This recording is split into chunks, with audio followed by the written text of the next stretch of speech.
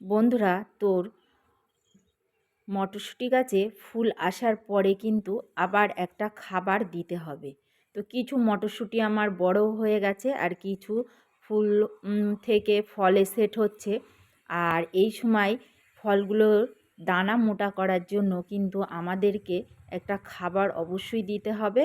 তো এই যে খাবারটি আমি এখন ঘরোয়া পদ্ধতিতে দেব সেটি আপনাদেরকে তো দেখিয়ে দিচ্ছি। তো বন্ধুরা দেখুন গাছের গ্রোথগুলো কত সুন্দর আর প্রচুর ফুলও এসছে। তো বীজ সবসময় ভালো হলে কিন্তু আমাদের গাছ থেকে গাছে ফুলও আসে আর ফলটাও কিন্তু সাইজটাও সুন্দর হয়। এর পাশাপাশি খাবারও দিতে হয়।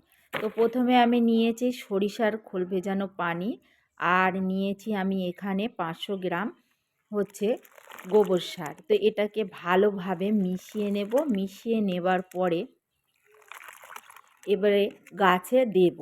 তো এটা আমরা কিন্তু প্রত্যেক ক্যারেট অনুযায়ী 1 লিটার করে আমরা দিয়ে দেবো। বড়ো ব্যাগ হলেও 1 লিটারই দেব, আর ক্যারেটেও 1 লিটারের বেশিও দিতে পারেন। তো এই খাবারটি কিন্তু প্রতি সপ্তাহে যদি একবার দেন তাহলে কিন্তু গাছের গ্রোথও যেমন ভালো থাকবে, তার পাশাপাশি ফলের সাইজও মোটা হবে আর ফুলগুলোও কিন্তু ঝরবে না।